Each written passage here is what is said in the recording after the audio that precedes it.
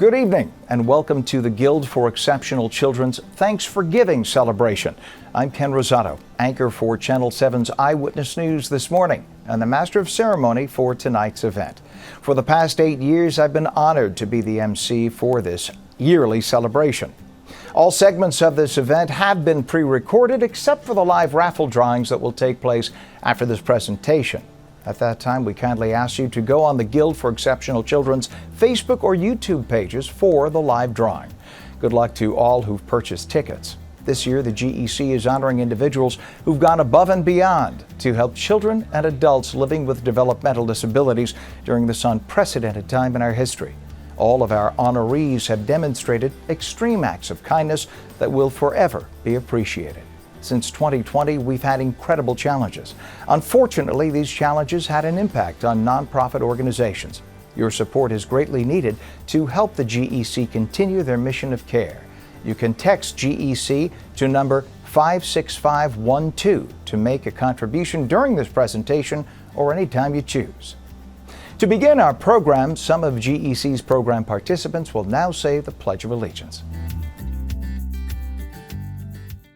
I pledge allegiance to the flag of the United America and to the republic for which it stands, one nation, under God, with liberty and justice for all.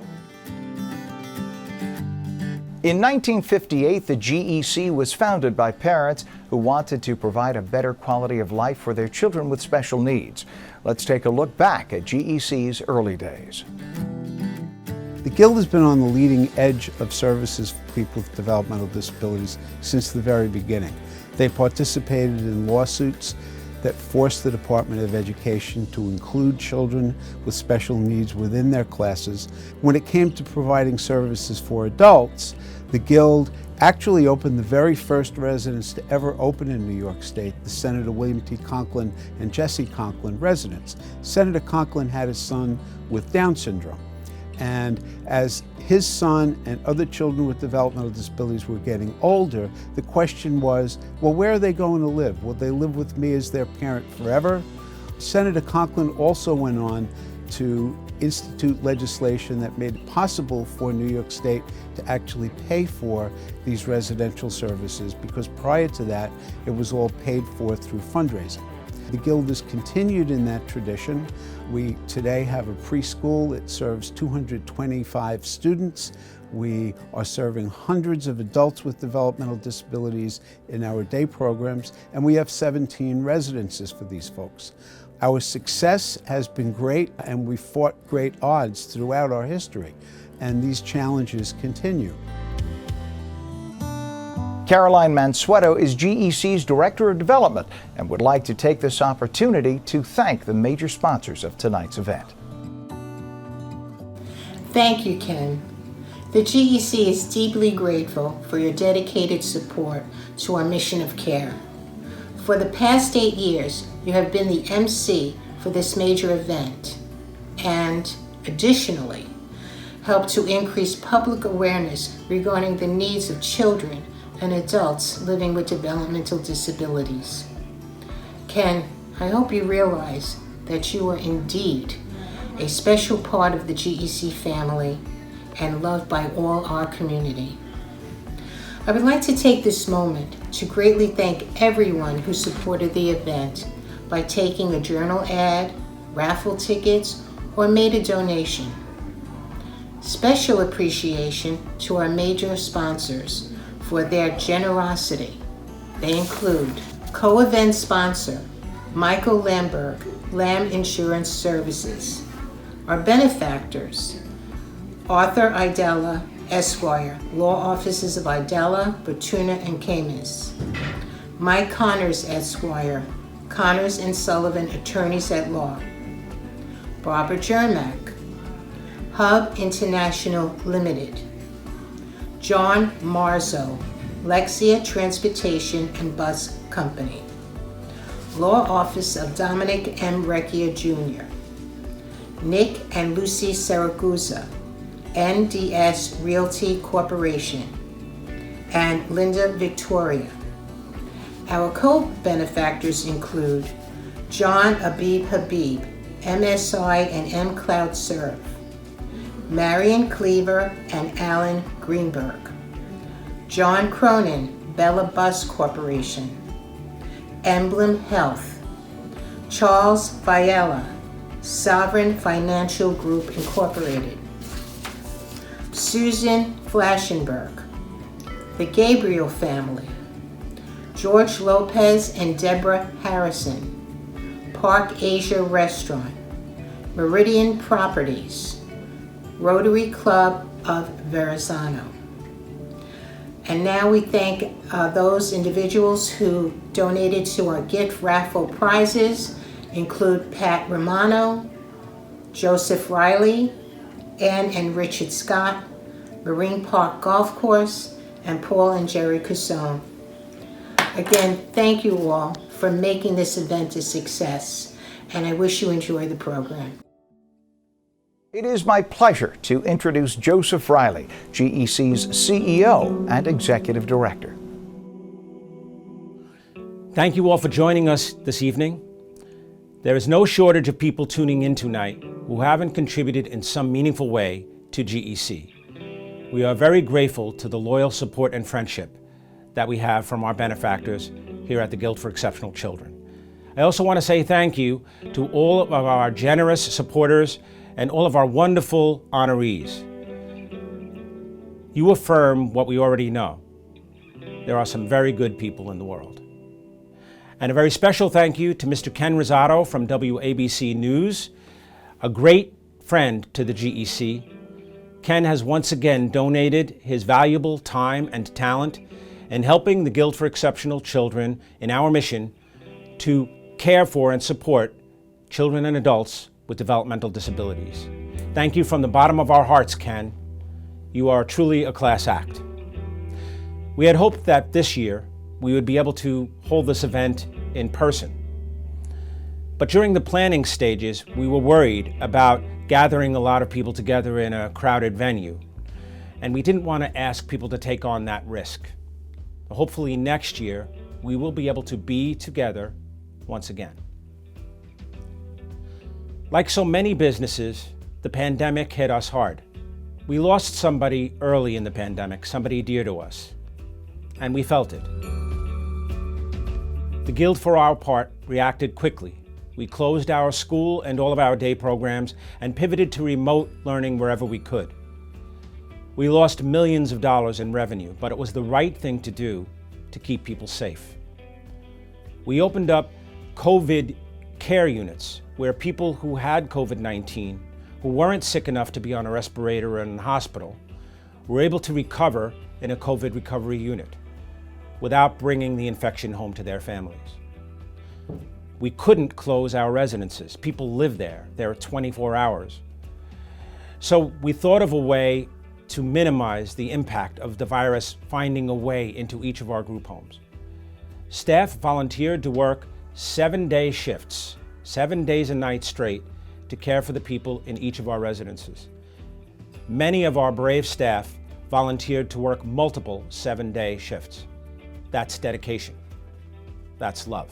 Pre-pandemic, GEC served about 700 individuals with developmental disabilities and provided support to their families.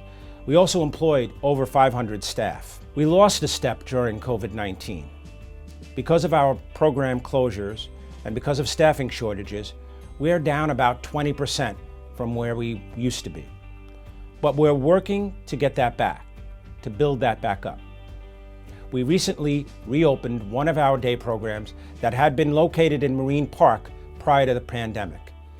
We relocated it to Dyker Heights, the Knights of Columbus there, and just reopened it last week, and it's doing very well. But we plan on opening up more space and hiring more staff in the near future. The events and isolation that have occurred during the past year and a half, I think have given people a chance to consider their lives and the choices they've made. Did I make the right choices in my life? Am I living a good life? Whenever I think of that, it brings me back to a very special, very favorite holiday story of mine. I know the holidays are right around the corner, so I feel it's relevant. But in Dickens' A Christmas Carol, I think the most important scene is when Scrooge is confronted by the ghost of his dead partner, Jacob Marley. Jacob Marley tells him that no amount of eternal regret can make up for a life's opportunities misused. And then he goes on to explain about the heavy chain Scrooge has forged in his life through self-serving decisions he's made. But Scrooge replied, "But you were always a good man of business, Jacob." And Marley wailed at him. "Business? Mankind was my business. The common welfare was my business. Charity, mercy, forbearance, benevolence were all my business. The dealings of my counting house were but a drop in the comprehensive ocean of my business." I think the theme here is that maybe making money is not the most important thing we should aspire to in our lives.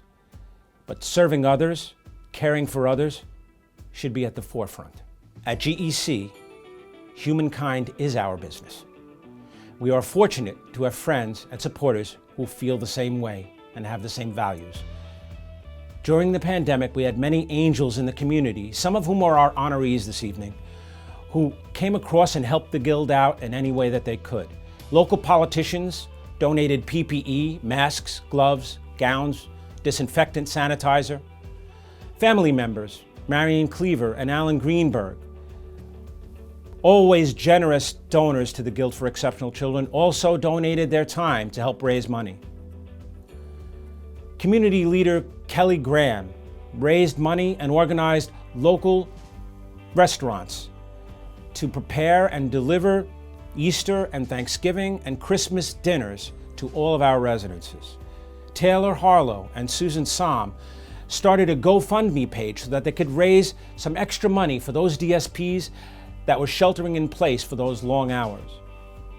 John Cronin, who has always been a generous supporter of the GEC, continued to be a great friend during the pandemic. And Deborah and Gary Mirabella from Max Challenge not only donated $15,000 and truckloads of PPE, but they also ran exercise classes for the individuals to help them stay healthy and stay connected during isolation. GEC is fortunate to have many friends who make humankind their business.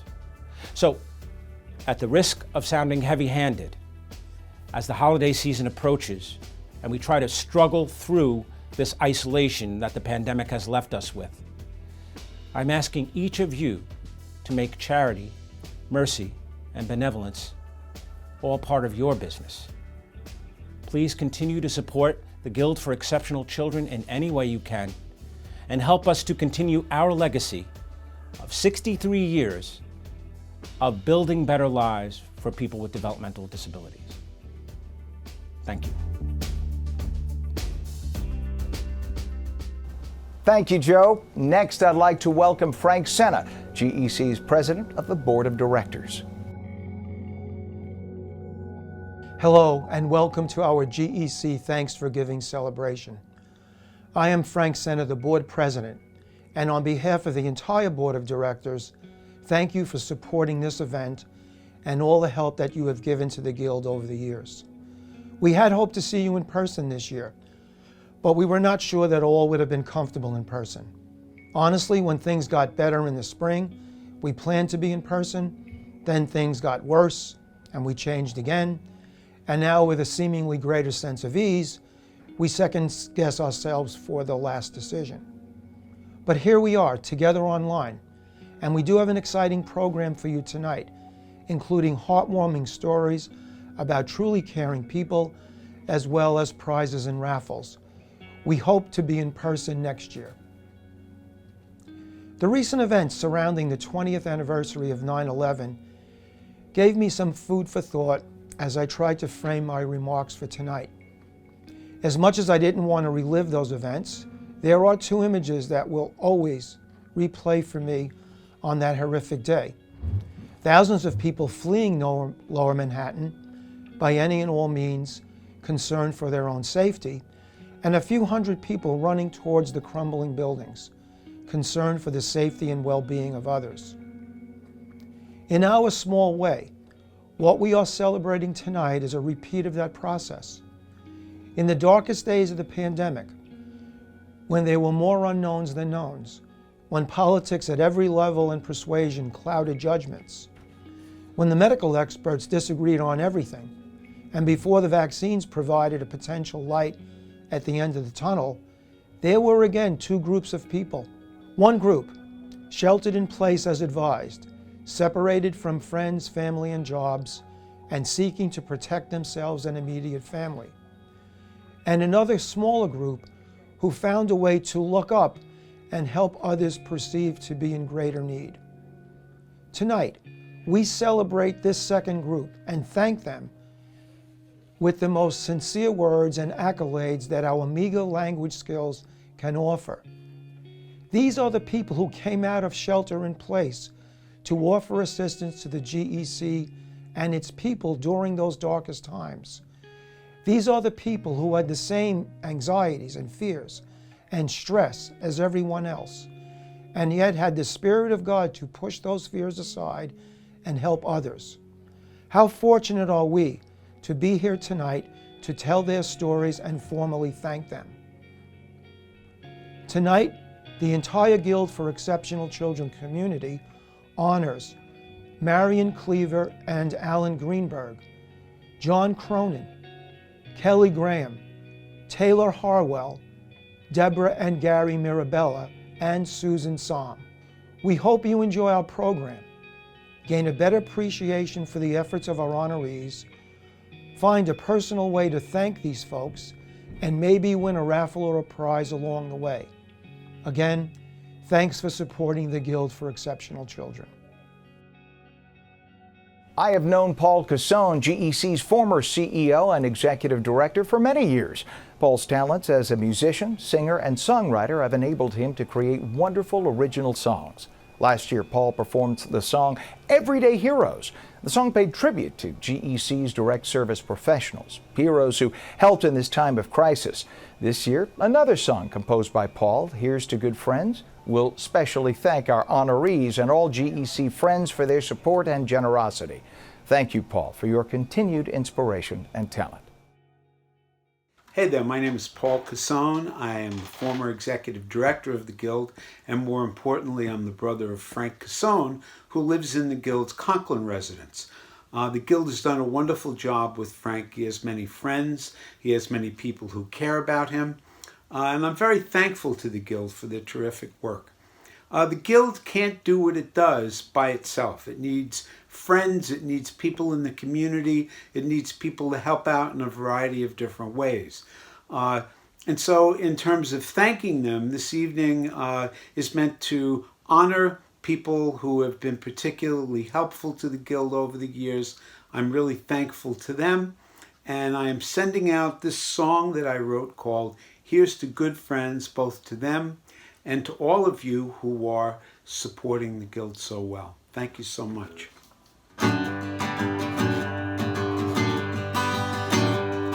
Here's to good friends, the ones we hold dear, the ones who will tell us what we need to hear, the ones who love us, right or wrong. To all my good friends, I give you this song. I've been so lucky and I've been so blessed. In spite of my failings, I've found success. For I've known love and I've known good times. I have known friendship and written some rhymes. Here's to good friends, the ones we hold dear, the ones who will tell us what we need to hear, the ones who love us, right or wrong. To all my good friends, I give you this song. It took me long years to write this short song. I tried and I tried, but kept getting it wrong. I thought about my life and what had gone right, and I realized the song was right here in plain sight. Here's to good friends, the ones we hold dear, what we need to hear. The ones who love us, right or wrong. To all my good friends, I give you this song. Life is too short, we get only one turn. With luck we find beauty, but we sometimes get burned. But if you've had a true friend, perhaps a love, you've experienced a piece of heaven above.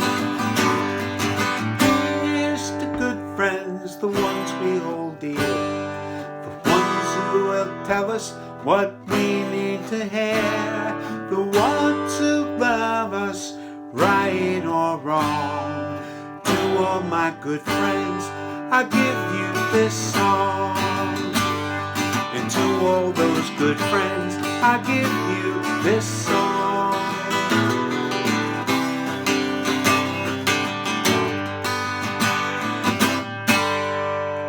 Thank you, good friends. Thank you, friends of the Guild. Thank you, honorees.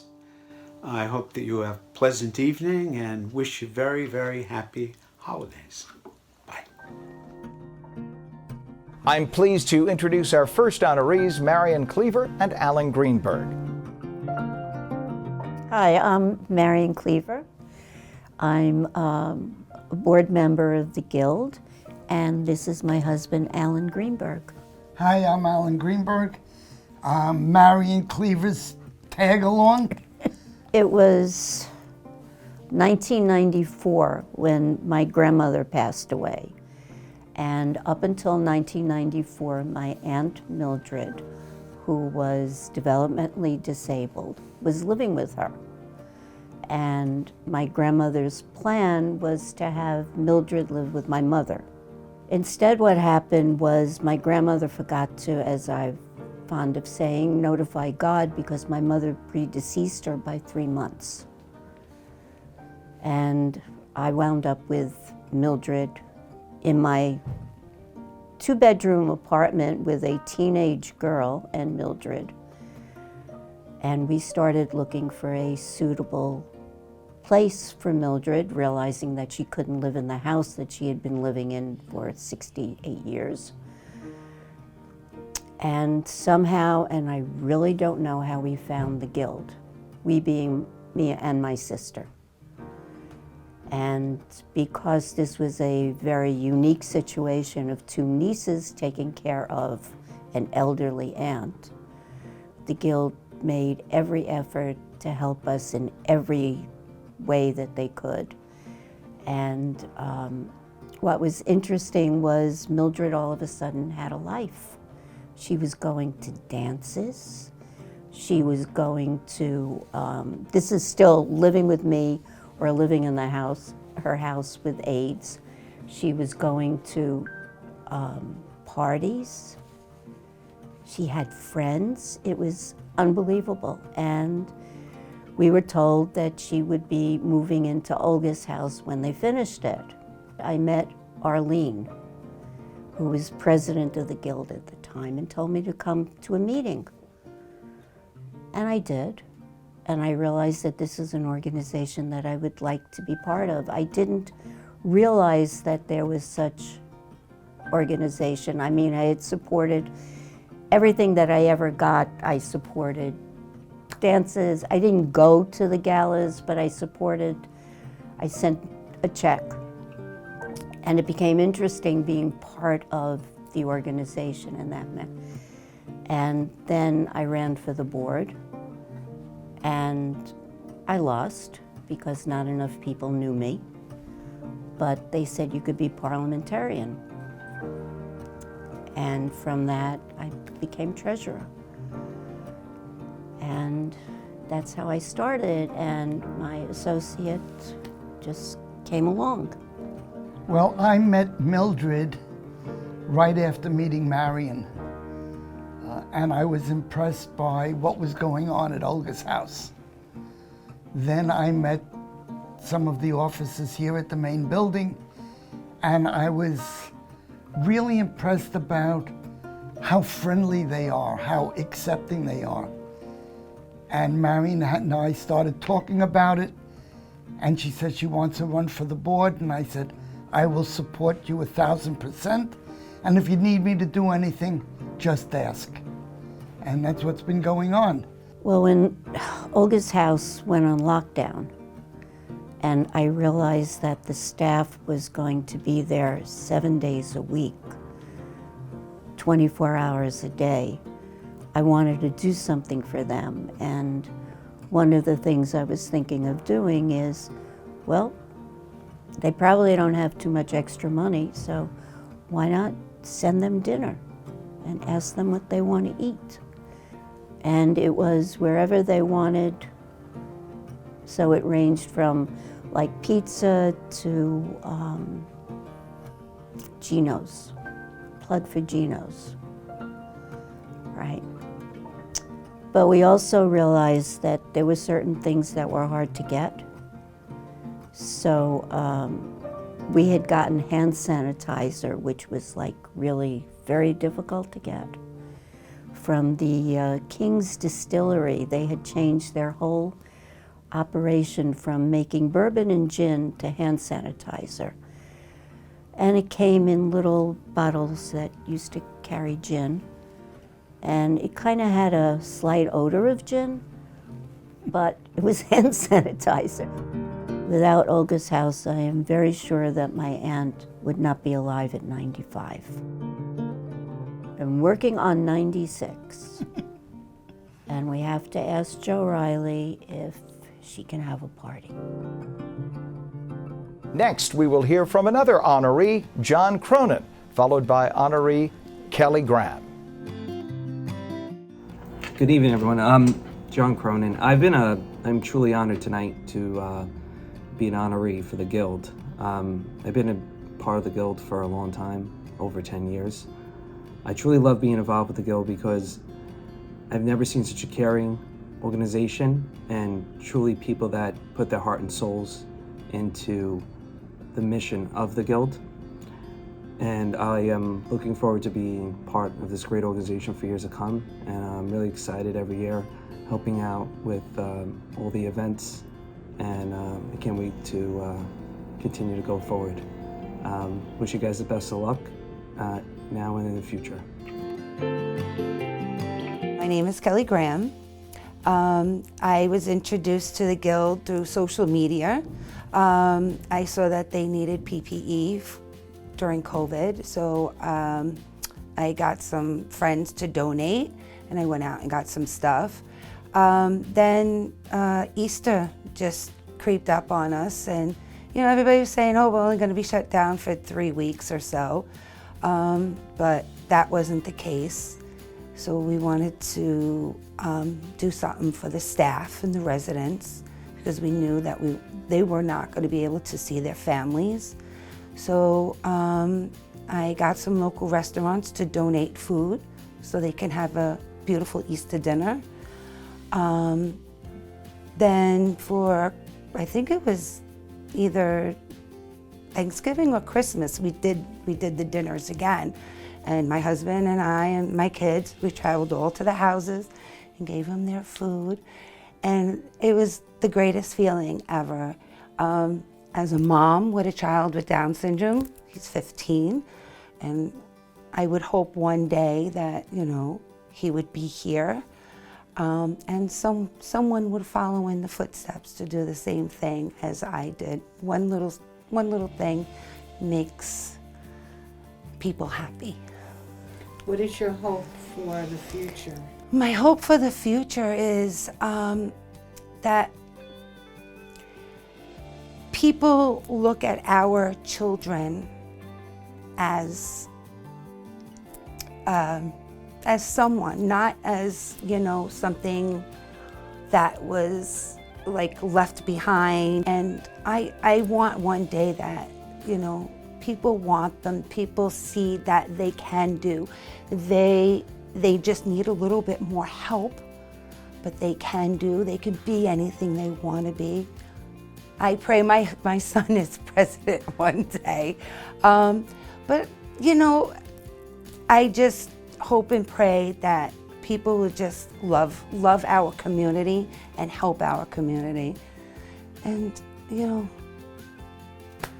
I'd say I love them. I love seeing them walking around in the neighborhood. And it just makes my heart happy. Will you continue to support the Absolutely, absolutely. I was just discussing with Helen that I want to do another GoFundMe and do the dinners again for Thanksgiving and hopefully for Christmas. It's family. It's definitely family, and this is a place where I want my son to be when he becomes of age. And, you know, it's definitely a family. Before we continue hearing from our other honorees, we'd like to show you this special video clip of GEC program participants, staff, and friends performing the song Lean on Me. Today in 2021, that song has a greater message and a greater meaning.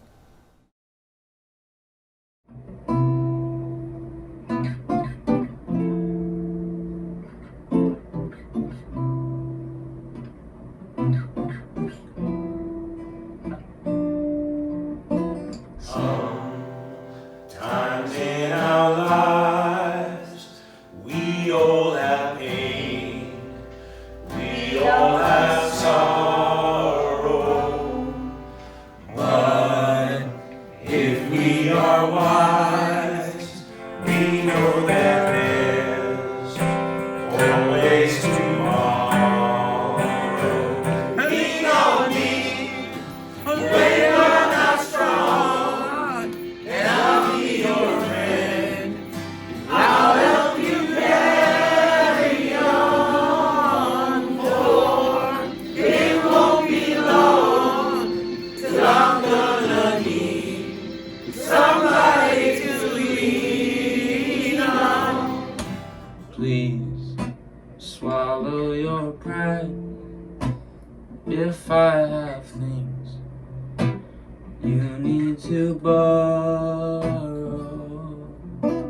for no one can fill those of your needs that you won't let show.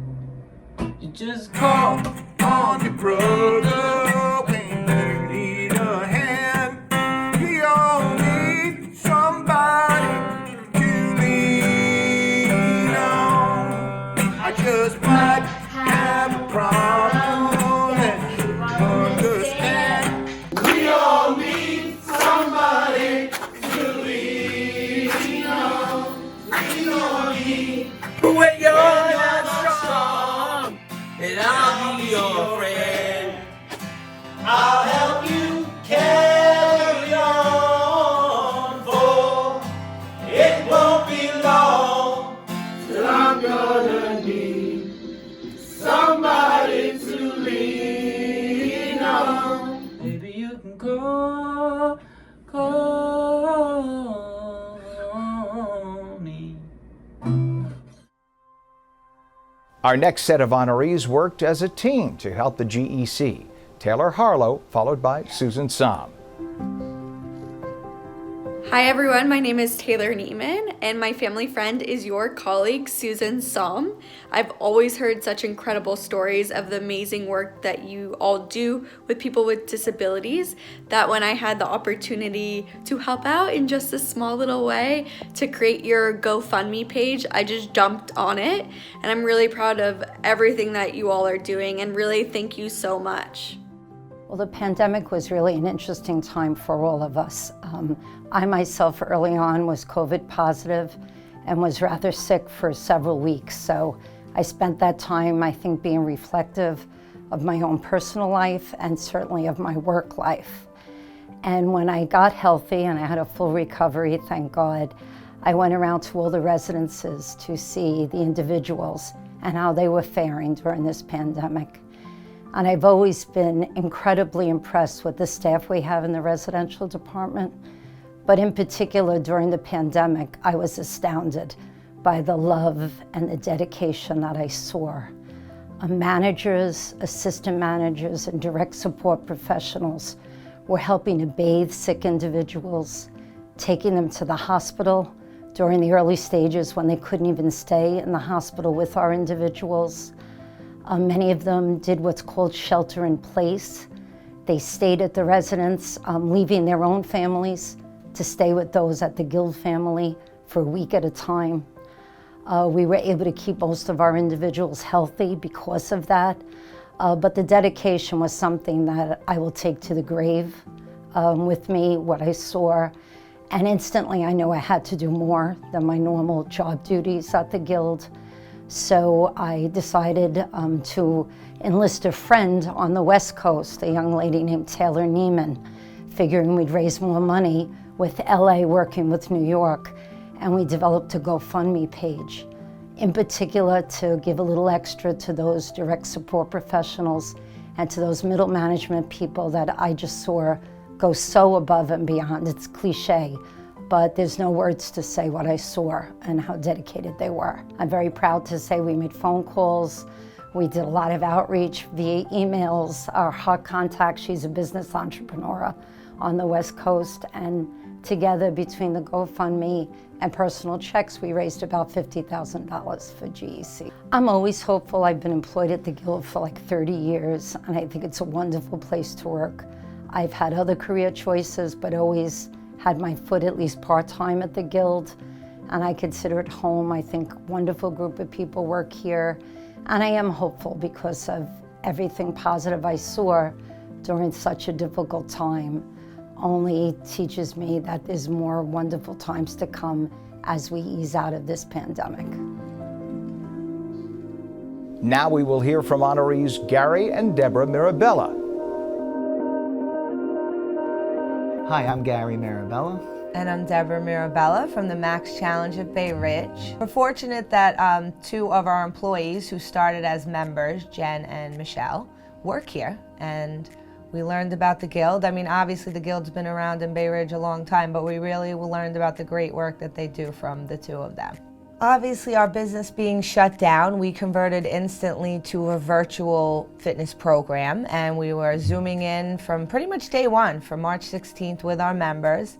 And very quickly, with everybody realizing that it was going to be longer than 2 weeks, Jenny and close to us, and we realized that everyone at the Guild was home and not getting any of the services that they were used to. And we figured, hey, well, we're doing this virtual program anyway. There's no reason why we can't get them up and moving and working out with us. So we started what we called midday moving, and it was exclusively for them, and we would meet in with them and Zoom in with them and get to know them and interact and do fun theme workouts and have them wear costumes and whatever it was to just make them have fun and feel like they were getting out of their own space for a little while. So as a mother of a special needs child, I realized not getting their services and the interaction that they needed every day, we wanted to just do our best to kind of fill the gaps and help the families. And it was great because we got to know their families and their pets and their moms, and it was just a great experience for us. We love it and we can't wait to meet them in person. Well, it's everything, right? It keeps us busy, it keeps them moving, it keeps them motivated. So I think this program is everything because it keeps us in track of a normal everyday life, especially during the pandemic, to wake up every day and see us joking around, and the program in general, keeping the family together. So I think it's very extremely important. And we talk nutrition, right? We went to some nutrition workshops as well. But yeah, I think getting them moving and getting their exercise, showing their moms and that they could do it alongside, it was a lot of fun. We got a great experience, and yeah, I want to figure out a way to kind of do something live with them. And well, beyond the Zoom classes, we actually also did some fundraising in the beginning of the pandemic to help support those who didn't have devices. So every year we do the Max Day of Giving at the Max, and because we didn't run our typical event, we did it virtually. So we had special order masks that before masks were even popular, we kind of sold to the members, and all the funds that we generated, we gave to Jenny, and I want to say it was either $2,000 or $4,000. I think we did 2 separate donations, and they bought devices, right? So for the members who were stuck, the Guild members who were stuck at home without devices. So that made us really proud, because it was one thing to have that personal connection and help them and donate our time, but it was extra special to have the members get involved. And listen, our members are Bay Ridge people. They love the Guild. Many of our members have had family members who are currently receiving services or have in the past, and they're very connected to the Guild, so it was a very easy thing to just tell everybody, hey, listen, we gotta raise some funds, and virtually we did it, and that's something I'm proud of as well. Fundraising is a part of what we do naturally anyway, so we hope to continue, especially now that we can have more in-person events with the Guild, that we can, you know, organize something that gets the members involved. You know, I know everybody's name who we Zoomed in with every day, and I want nothing more than to give them their hugs that we promised. So, you know, I'm gonna talk to Jenny and figure out how do we continue our partnership, whether it's through an exercise program or continued fundraising events. I don't see the relationship ending. What comes to mind when you think about the Guild? I'm going to say friendship.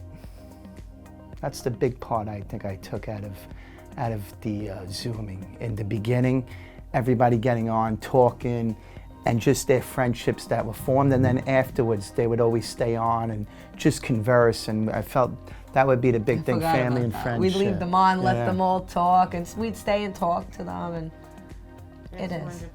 It is our privilege, what we've done for the Guild, so to be thanked for it is just, you know, really next level, and we're grateful for it, and we look forward to just watching the organization get stronger again, because, you know, I know you guys took a serious hit, and, you know, you're in my prayers, and you're certainly in our plans to help with whatever we could do going forward. In this special video presentation, you will see how GEC program participants keep active and have lots of fun.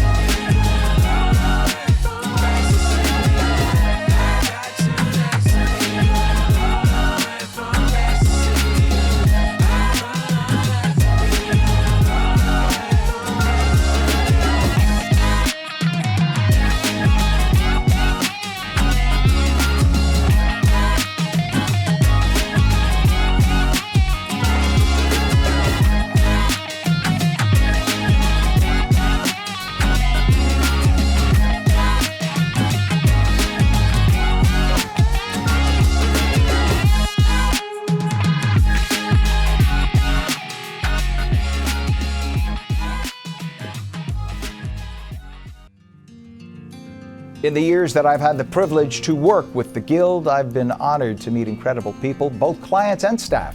I truly feel like a member of the family and will always try to help out whenever you all need. For now, though, we need to raise some funds. Please remember to text GEC to number 56512 to make a contribution to the GEC. You can make a difference.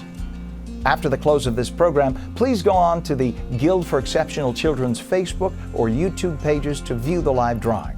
Now, Joe Riley, GEC's Executive Director and CEO, will conduct the live drawing.